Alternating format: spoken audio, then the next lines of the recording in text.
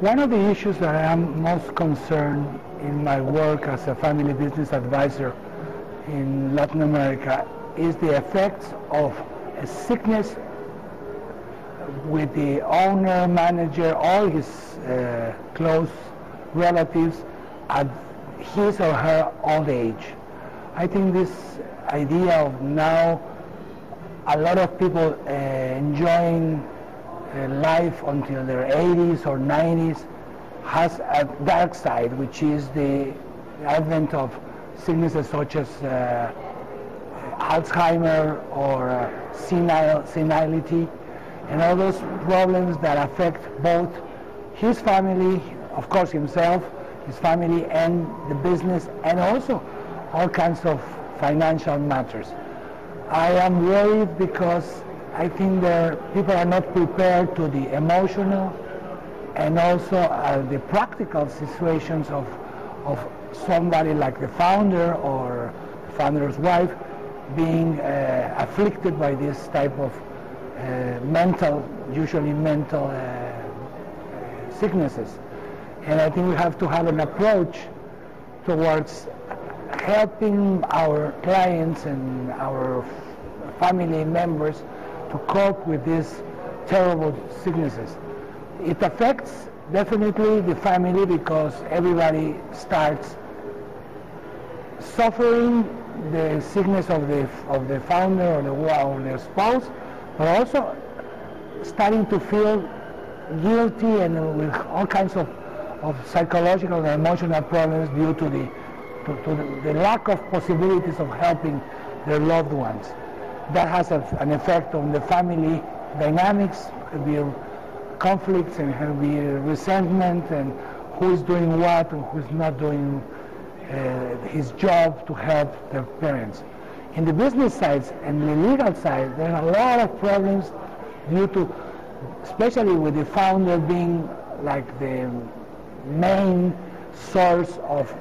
direction and decision making, and also sometimes he's had all the signature, like the bank signatures and the loans and everything, and when he becomes sick, a lot of those loose ends are not taken care of, and that creates chaos in the family and of course at the business. And finally, but not the least important, is all the estate planning and all the transfer of wealth, all with problems, including the wills and trusts that should have been in place when the gentleman or his wife were healthy enough and rational to make all these arrangements. And you have all kinds of situations in which many times they're taken care by the family on a rational and loving way. But there are a few times when there are not, and there are all kinds of dirty and really low ethics situation arise with people fighting for inheritance and powers of attorney to get involved with the monies and all the wealth of the company. Those are real situations that are happening in the beginning of the 21st century, and these are things that we as financial advisors and family business advisors and all kinds of things should be aware in order to arrive to some sensible and emotional but also practical decision making. It's our job to be prepared to help this family business system and their components in case those things happen.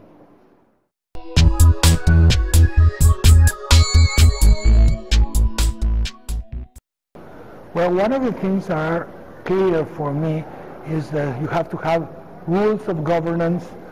family councils, which are based with trust and also with some people who can help us, a mediator, and have harmony in the family by means of rules of the family as a whole. And the sense in the business, we have to have all kinds of structures, such as a good board of directors, board of advisors, and a real exit strategy and contingency plans, thinking about what would you do in case of a sickness or a perceived sickness. The help of neurologists, psychiatrists, and even the authorities in case of the need to help legally incapacitate somebody who has these problems are needed. But you have to do it on a sensible way with agreement of everybody. And of course, estate planning is great if you do it and you think about how to protect the family, how to protect the owner and his wife, or the sick person throughout his natural life, and then of course protect the state from the predators, or some people who could take advantage of this for their own purposes. I think rules of government, both family and business, and structures, board of directors, board of advisors, and a lot of contingency plan for the operations of the business and the estate are required.